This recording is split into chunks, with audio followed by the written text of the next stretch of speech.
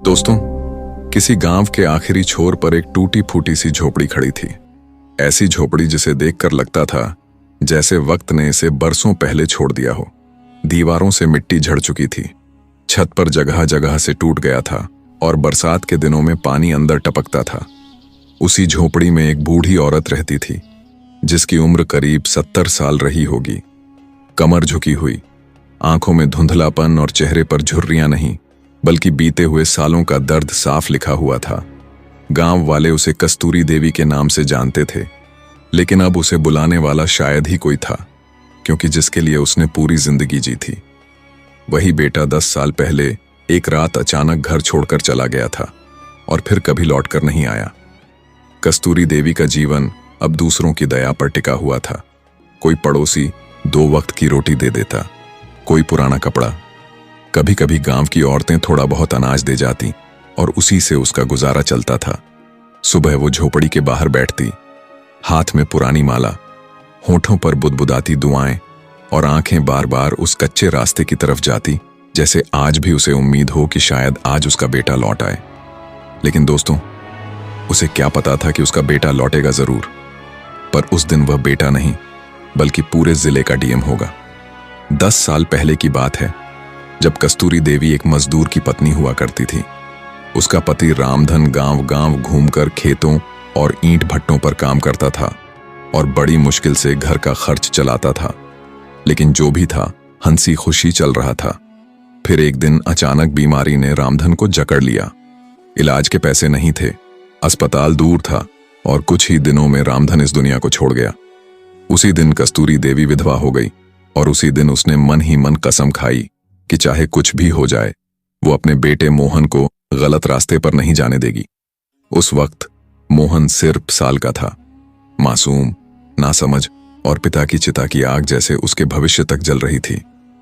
कस्तूरी देवी ने दूसरों के घरों में काम करना शुरू किया, खेतों में मजदूरी की, कभी ईंट भट्टे पर गई, कभी बर्तन मांजे, कभी झाड़ू लगाई, लेकिन बेटे को भूखा नहीं सोने दिया।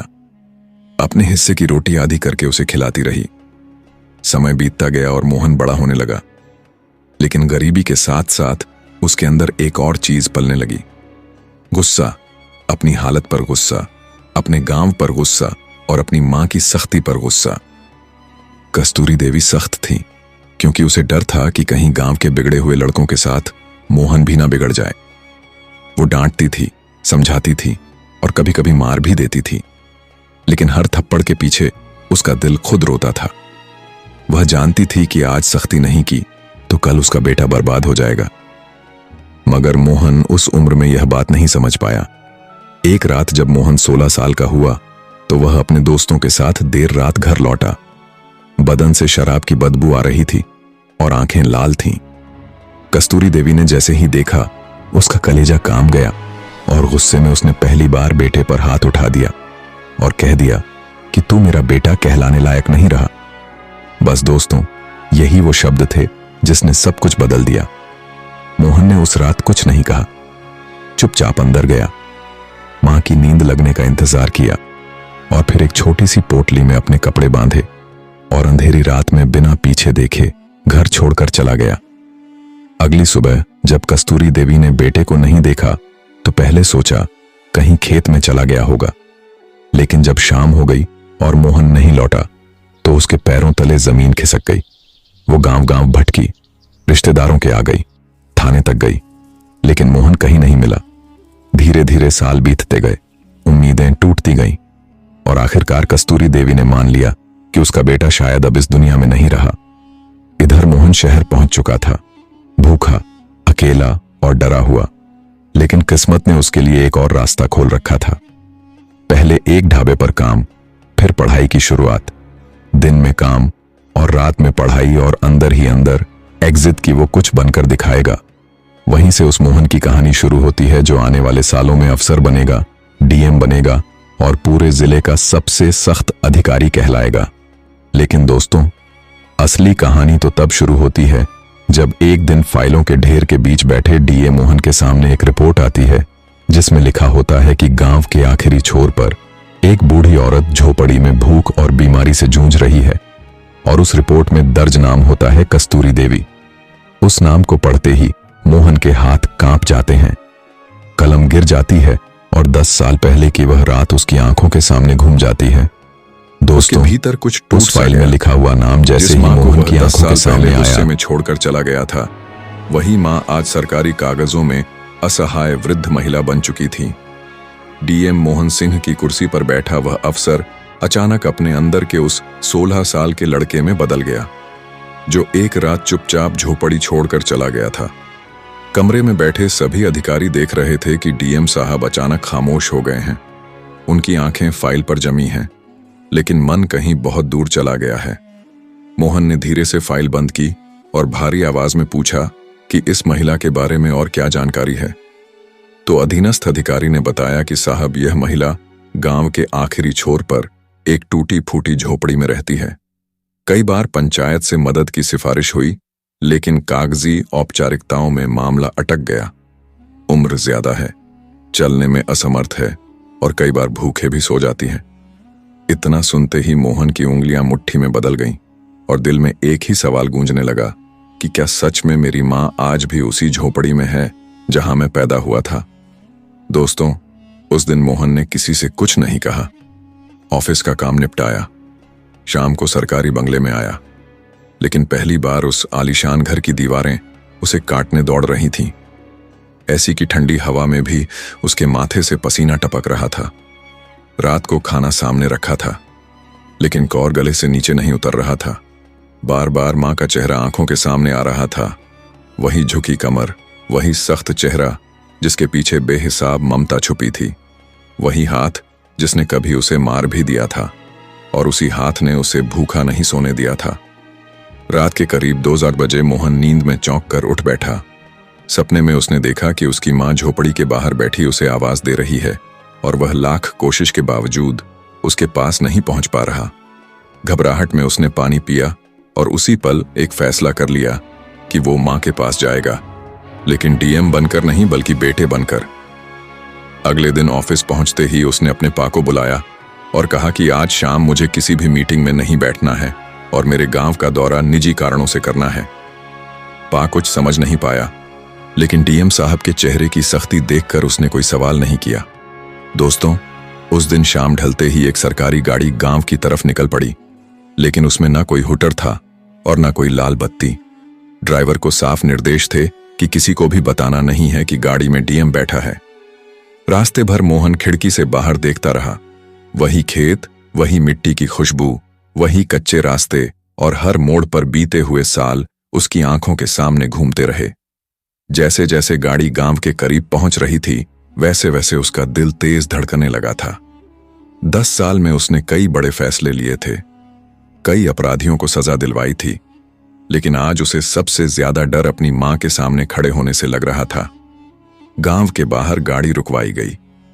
मोहन ने साधारण कपड़े पहन रखे थे, चेहरे पर दाढ़ी थी और सिर पर टोपी, ताकि कोई पहचान ना सके। वो पैदल ही गांव की गलियों में चलने लगा। कुछ लोग उसे देख रहे थे, लेकिन पहचान नहीं पा रहे थे।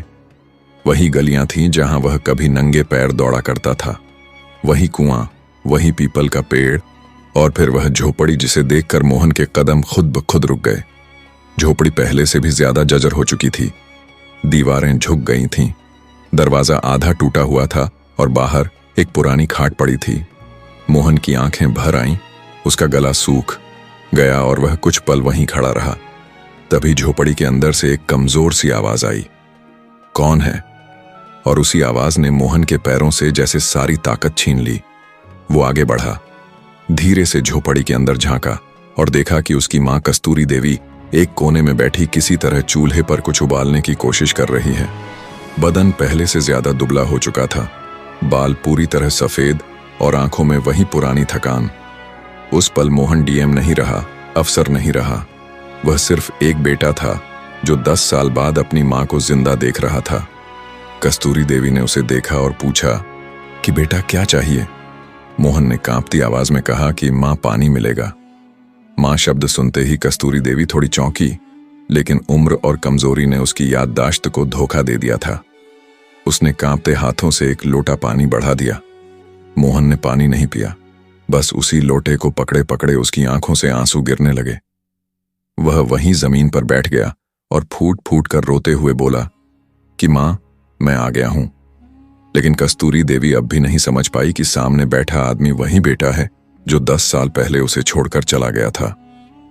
दोस्तों, मोहन जमीन पर बैठा रोता रहा और कस्तूरी देवी उसे हैरानी से देखती रही। उसे समझ नहीं आ रहा था कि यह अजनबी अचानक क्यों फूट फूट कर रो रहा है। उसने कांपती आवाज में पूछा कि बेटा, तू ठीक तो है ना? कहीं बीमार तो नहीं? और फिर वो जैसे तैसे उठी और पास पड़ी पुरानी सी धोती से उसके आंसू पोंछने लगी। वही हाथ जिनमें कभी ताकत हुआ करती थी आज कांप रहे थे, लेकिन उस स्पर्श में वही पुरानी ममता थी। मोहन ने उस हाथ को अपने माथे से लगा लिया और उसकी सिसकियां और तेज हो गईं। 10 साल का सारा दर्द, सारी गलती, सारी चुप्पी एक साथ बाहर आने लगी। वो कहना चाहता था कि मां, मैं तुम्हारा मोहन हूं, लेकिन शब्द गले में अटक रहे थे। उसे डर था कि अगर सच बोल दिया तो कहीं मां उसे अपनाने से इनकार न कर दे, क्योंकि उसने मां को छोड़कर बहुत बड़ा गुनाह किया था। कस्तूरी देवी ने उसे खाट पर बैठाया, खुद नीचे चटाई पर बैठ गई और पूछा कि कहां से आया है बेटा, और यहां क्यों आया है? मोहन ने खुद को संभालते हुए कहा कि मां, मैं शहर से आया हूं, काम करता हूं और किसी काम से इस गांव में आया था। कस्तूरी देवी ने लंबी सांस ली और बोली कि काम तो सब करते हैं बेटा, लेकिन किस्मत सबकी एक जैसी नहीं होती। मेरे बेटे ने भी काम करने के लिए ही घर छोड़ा था। इतना कहकर उसकी आंखें भर आईं। उसने आसमान की तरफ देखा और कहा कि भगवान जाने वह जिंदा भी है या नहीं। अगर जिंदा होता तो शायद एक बार तो लौट आता। दोस्तों, यह सुनकर मोहन के सीने में जैसे किसी ने चाकू घूम दिया। वो वहीं झुक गया और मां के पैरों को पकड़ लिया, मगर अब भी उसने अपना नाम नहीं बताया। बस इतना ही बोला कि मां, अगर वह लौट आए तो क्या आप उसे माफ कर दोगी? कस्तूरी देवी ने बिना एक पल सोचे कहा कि मां का दिल कभी बेटे के लिए बंद नहीं होता, चाहे वह कितना भी बड़ा गुनाह कर ले। अगर मेरा बेटा लौट आए तो मैं उसकी सारी गलतियां भूल जाऊंगी, बस एक बार उसे देख लूं। यही सुनते ही मोहन की आंखों से आंसू थमने का नाम नहीं ले रहे थे। उसे महसूस हुआ कि उसने जिस मां को छोड़ दिया था वह आज भी उसी तरह उसकी राह देख रही है। दोस्तों, उसी समय झोपड़ी के बाहर कुछ गांव वाले इकट्ठा हो गए थे। किसी ने शहर की गाड़ी देख ली थी, किसी ने अजनबी आदमी को झोपड़ी में जाते देख लिया था। धीरे धीरे भीड़ जमा होने लगी। कस्तूरी देवी ने बाहर झांका और बोली कि शायद कोई काम से आया होगा। तू यहीं बैठ बेटा, मैं देखती हूं। लेकिन मोहन अब और देर नहीं करना चाहता था। उसने खुद को संभाला और कांपती आवाज में कहा कि मां, मैं ही तुम्हारा मोहन हूं। 10 साल पहले जो रात को चला गया था वही मोहन आज वापस आया है। यह सुनते ही कस्तूरी देवी जैसे पत्थर की हो गई। उसकी आंखें फैल गईं, हाथ से लोटा गिर गया और वह मोहन के चेहरे को गौर से देखने लगी, जैसे यादों में खोकर किसी पुराने चेहरे को ढूंढ रही हो। कुछ पल बाद वह अचानक चीख पड़ी और मोहन को सीने से लगा लिया। फूट फूट कर रोते हुए बोली कि तू जिंदा है बेटा, तू सच में जिंदा है। मैंने तो तुझे मरा हुआ मान लिया था। 10 साल मैंने हर दिन तेरा इंतजार किया, हर रात भगवान से तुझे वापस भेजने की भीख मांगी। यह कहते कहते उसकी आवाज टूट गई और वह मोहन के कंधे पर सिर रखकर रोने लगी। मोहन भी मां को कसकर पकड़े हुए था और बार बार बस इतना ही कह रहा था कि मां, माफ कर देना, मुझसे बहुत बड़ी गलती हो गई। गांव वाले यह दृश्य देखकर भावुक हो गए। किसी की आंखें नम थीं तो कोई चुपचाप सिर झुकाए खड़ा था।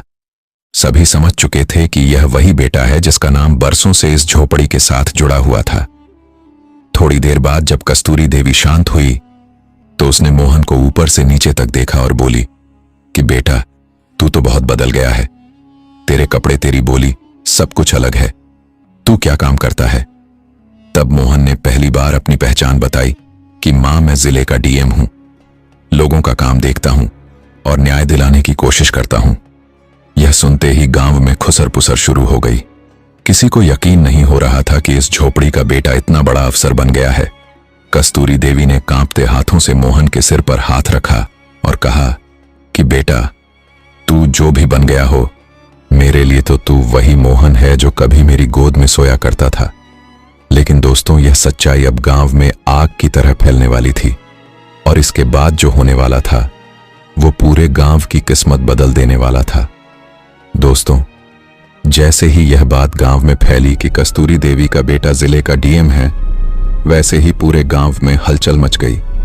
जो लोग थोड़ी देर पहले तक झोपड़ी के पास खामोशी से खड़े थे, अब आपस में बातें करने लगे।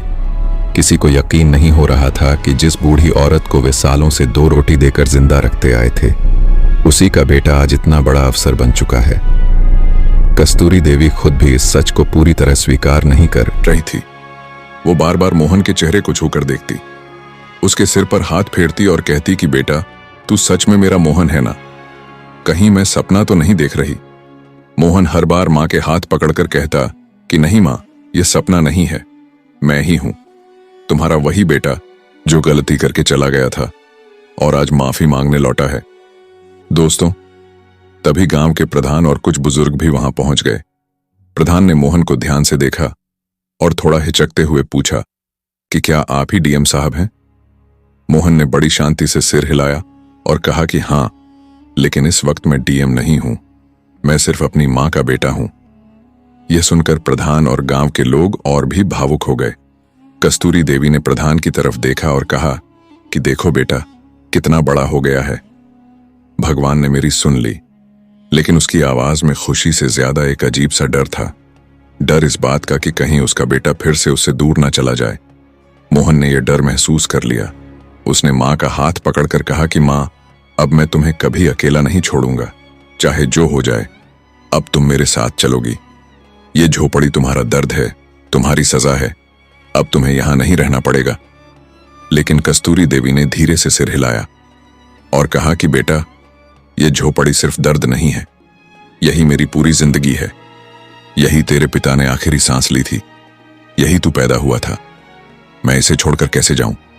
दोस्तों, मोहन कुछ पल चुप रहा।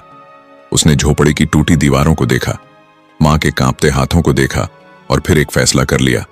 उसने गांव वालों से कहा कि यह झोपड़ी नहीं टूटेगी, यह बदलेगी, लेकिन यही रहेगी।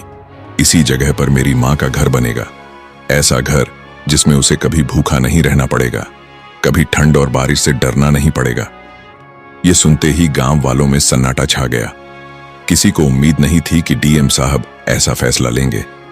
मोहन ने उसी वक्त फोन निकालकर बीडीओ और इंजीनियर को कॉल किया और कहा कि कल सुबह इस गांव में आवास योजना और वृद्ध पेंशन के सारे लंबित मामले मेरे सामने पेश किए जाएं। किसी भी फाइल में अगर लापरवाही मिली तो जिम्मेदार अफसर बख्शा नहीं जाएगा। गांव वालों ने पहली बार किसी डीएम को इतना भावुक और इतना सख्त एक साथ देखा था। रात हो चुकी थी। मोहन मां के साथ उसी झोपड़ी में रुका।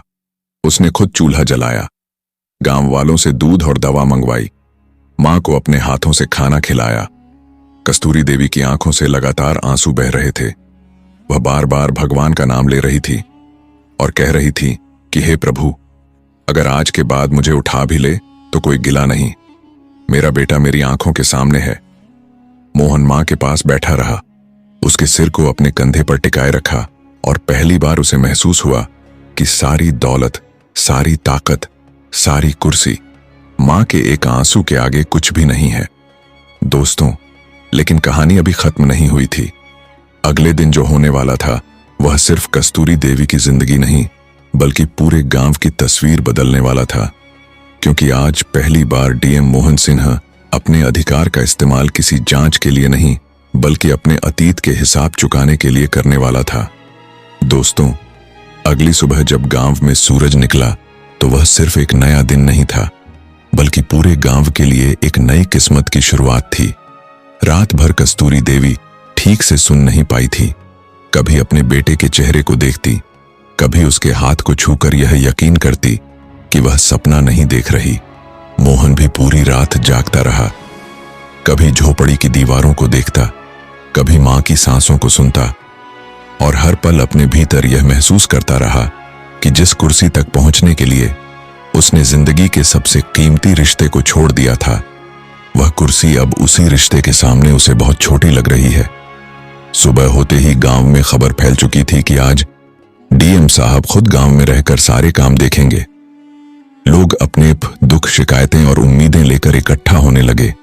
कोई वृद्धावस्था पेंशन के लिए परेशान था, कोई राशन कार्ड के लिए किसी की जमीन पर दबंगों ने कब्जा कर लिया था, तो कोई सालों से सरकारी आवास की फाइल अटकने का दर्द झेल रहा था।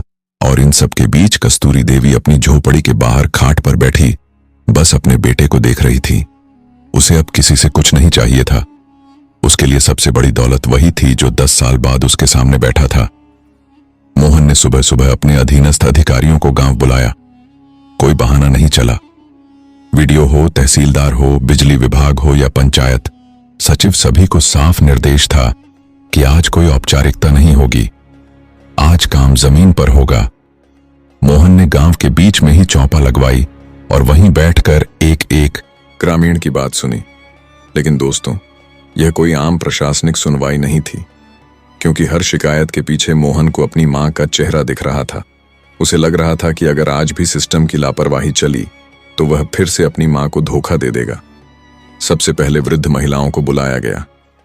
कई ऐसी महिलाएं थीं जिनकी हालत कस्तूरी देवी जैसी ही थी। मोहन ने तुरंत पेंशन के कागज पूरे करवाए। जिनके नाम राशन कार्ड में नहीं थे उनके नाम जोड़े गए। जिनके घर जर्जर हालत में थे उनके लिए आवास योजना की स्वीकृति वहीं मौके पर दी गई। इंजीनियर को निर्देश मिला कि 1 हफ्ते के अंदर काम शुरू होना चाहिए और हर दिन की रिपोर्ट सीधे डीएम ऑफिस में आएगी। कोई दलाल बीच में नहीं होगा, कोई रिश्वत नहीं चलेगी। अगर किसी ने 1 भी रुपए मांगे तो सीधी एफआईआर होगी। गांव वाले यह सब देखकर हैरान थे। उन्होंने पहले भी अफसर देखे थे, लेकिन ऐसा अफसर पहली बार देख रहे थे जो फाइल नहीं बल्कि इंसानों की आंखों में देखकर फैसला कर रहा था। दोस्तों, इसी बीच एक बूढ़ा आदमी आगे आया। कांपती आवाज में बोला कि साहब, मेरी जमीन पर गांव के दबंगों ने कब्जा कर लिया है। मैं थाने गया, तहसील गया, लेकिन कोई सुनवाई नहीं हुई। मोहन ने उसी वक्त लेखपाल और तहसीलदार को बुलाया। मौके पर ही जमीन की पैमाइश करवाई और दबंगों को चेतावनी दी कि अगर शाम तक कब्जा नहीं हटाया गया तो पुलिस कार्रवाई होगी। ये सब देखकर गांव के वही लोग जो सालों से सिर झुकाकर जी रहे थे, आज पहली बार सीना तान कर खड़े थे। उन्हें लग रहा था कि शायद सिस्टम में भी इंसानियत बची है। दोपहर तक काम चलता रहा। धूप तेज हो गई थी, लेकिन मोहन अपनी कुर्सी से नहीं उठा। मां बार बार उसे पानी पिलाने आती, उसके सिर पर हाथ फेरती और कहती कि बेटा थक जाएगा। लेकिन मोहन मुस्कुराकर कहता कि मां, आज अगर थक गया तो समझूंगा कि जिंदगी में पहली बार सही काम कर रहा हूं। दोपहर के बाद इंजीनियर ने आकर बताया कि झोपड़ी की जगह उसी जमीन पर पक्का मकान बनाया जा सकता है।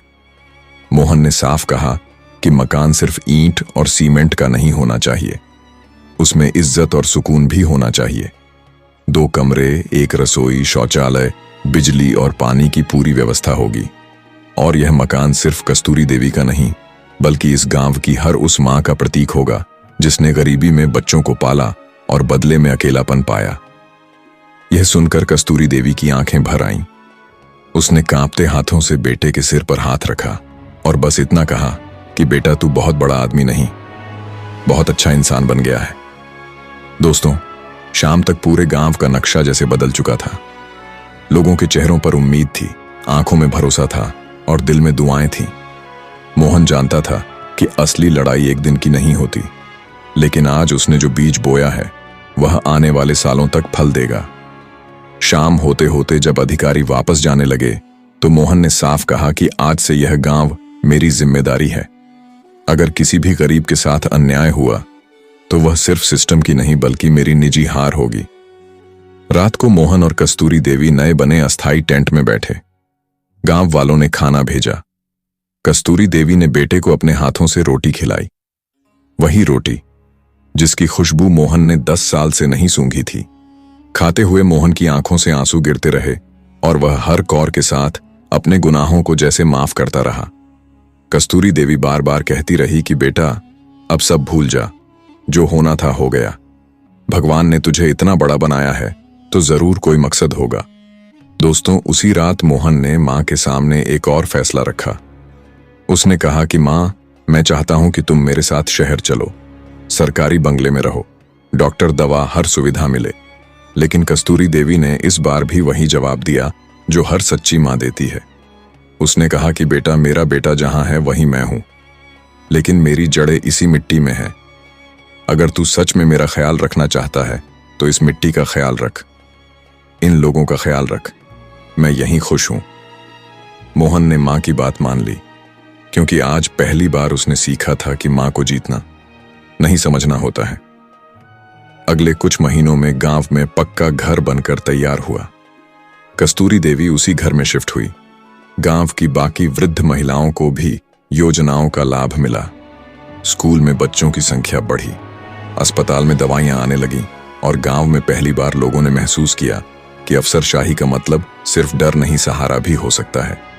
मोहन नियमित रूप से गांव आता रहा, कभी डीएम बनकर, कभी बेटे बनकर, लेकिन हर बार मां के पैर छूकर ही गांव में कदम रखता। दोस्तों, एक दिन अचानक मोहन को ट्रांसफर का आदेश मिला। बड़े जिले में नई जिम्मेदारी, पूरे गांव में मायूसी छा गई। कस्तूरी देवी ने बेटे को बुलाया, उसके माथे पर हाथ रखा और कहा कि बेटा, अफसर का काम चलना है, लेकिन इंसान का काम छूटना नहीं चाहिए। तू जहां भी जाए यह मत भूलना कि तेरी ताकत तेरी कुर्सी नहीं, बल्कि वो मां है जिसने तुझे माफ कर दिया। मोहन की आंखें भर आईं। उसने मां के चरण छुए और वादा किया कि वह इस गांव को कभी नहीं भूलेगा। दोस्तों, आज भी जब कोई उस गांव से गुजरता है तो एक पक्का घर दिखता है, जिसके दरवाजे पर एक बूढ़ी मां बैठी रहती है। आंखें कमजोर हैं, लेकिन चेहरा शांत है। और जब कोई पूछता है कि आप इतनी खुश कैसे हैं, तो वह बस इतना कहती है कि मेरा बेटा अफसर है, लेकिन उससे भी बड़ा इंसान है। और शायद दोस्तों, यही इस कहानी का सबसे बड़ा सच है कि असली डीएम वो नहीं जो जिले को चलाता है। असली डीएम वह है जो अपनी मां के दिल में इंसाफ कर पाए। दोस्तों, आज इस कहानी के आखिरी मोड़ पर आकर अगर हम पलटकर पूरी जिंदगी की इस यात्रा को देखें, तो यह सिर्फ एक बेटे के डीएम बनने की कहानी नहीं है। यह उस मां के त्याग, धैर्य और ममता की कहानी है, जिसने बिना किसी शिकायत के अपने हिस्से का हर सुख अपने बच्चे के भविष्य के नाम कर दिया। कस्तूरी देवी की टूटी फूटी झोपड़ी हमें याद दिलाती है कि गरीबी सिर्फ पैसों की कमी नहीं होती, बल्कि वह हालात होते हैं जहां इंसान अपने सपनों को भी चुपचाप सहना सीख जाता है। और वहीं मोहन का डीएम बनना यह सिखाता है कि अगर इरादे मजबूत हो तो हालात चाहे जैसे भी हो, आदमी अपनी किस्मत खुद लिख सकता है। लेकिन दोस्तों, इस कहानी का सबसे बड़ा संदेश पद ताकत या कुर्सी नहीं है। असली संदेश है पछतावा, माफी और इंसानियत। क्योंकि मोहन अगर डीएम बनकर भी अपनी मां के पास ना लौटता, अगर वह उस झोपड़ी में जाकर मां के पैरों में सिर न झुकाता, तो उसकी सारी सफलता अधूरी रह जाती। यह कहानी हमें यह भी सिखाती है कि मां बाप का दिल किसी सरकारी फाइल की तरह नहीं होता, जहां देरी की वजह बताकर मामला बंद कर दिया जाए। मां का दिल तो ऐसा दरवाजा है जो चाहे कितनी भी देर हो जाए, बेटे के लिए हमेशा खुला रहता है।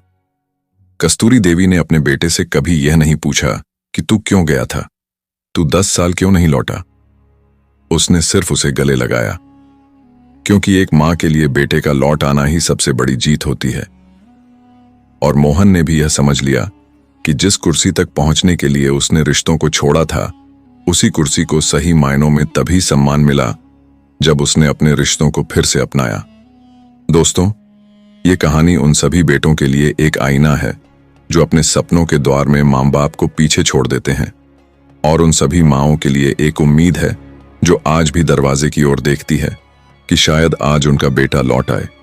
याद रखिए, कामयाबी की सबसे ऊंची मंजिल भी तब छोटी लगने लगती है जब मां की आंखों में आंसू हो, और जिंदगी की सबसे बड़ी जीत वही होती है जब मां के चेहरे पर सुकून की मुस्कान हो। अगर इस कहानी ने आपके दिल को छुआ हो तो इसे सिर्फ सुनिए मत, अपने जीवन में उतारिए, क्योंकि शायद कहीं कोई कस्तूरी देवी आज भी किसी मोहन का इंतजार कर रही है। और शायद आज ही वह दिन हो जब आप अपनी मां के पास लौटकर उसकी आंखों की थकान को थोड़ा सा आराम दे सके।